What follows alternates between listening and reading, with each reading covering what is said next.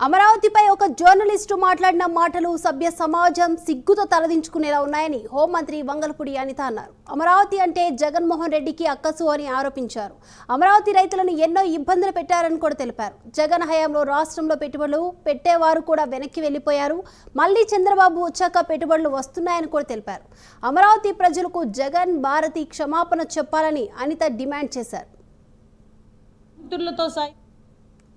కాలిబూటులతో పొట్టలో తన్నారు, జుత్తు పట్టుకొని ఈడ్చారు, అనకూడని మాటలు మాట్లాడారు, వాడరాని మాటలు మాట్లాడారు. అఫీషియల్ పేజ్లోని సోషల్ మీడియాలో చాలా వల్గర్గా వాళ్ళ గురించి వాళ్ళ ఫ్యామిలీస్ గురించి మాట్లాడారు. ఆఖరికి మంత్రులతో సైతం మీ ఊర్లోని మీ ఇళ్ళలో మగాళ్ళు లేరా అని మాట్లాడారు. ఇవన్నీ మాట్లాడిన భరించి ఒక్కసారిగా మ్యాండేట్ ఇచ్చారు. ఈరోజు చంద్రబాబు నాయుడు గారు వచ్చారు. ఈరోజు అమరావతి అంటే అతగాడికి గుర్తొచ్చిన పదం తప్పించి ఈరోజు అమరావతి అంటే నిజంగా ఇంద్రుడు పరిపాలించిన ప్రదేశాన్ని అమరావతి అంటారు. చంద్రబాబు నాయుడు గారు ఎంతో ఆలోచించి ఆ రాజధానికి ఆ పేరు పెట్టారు.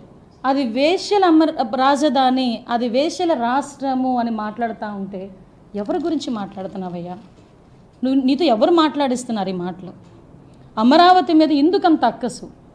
ఈ రాష్ట్రంలోని చాలామంది ఇంతకుముందు పెట్టుబడులు పెట్టడానికి వచ్చిన వాళ్ళు తిరిగి వెళ్ళిపోతే కేవలం చంద్రబాబు నాయుడు గారి మొహం చూసి, పవన్ కళ్యాణ్ గారి మొహం చూసి, లోకేష్ గారు చేస్తున్న కృషిని చూసి ఈరోజు పరిశ్రమలు వాళ్ళగా వచ్చి మేము పలానా చోట పరిశ్రమలు పెడతామని చెప్పే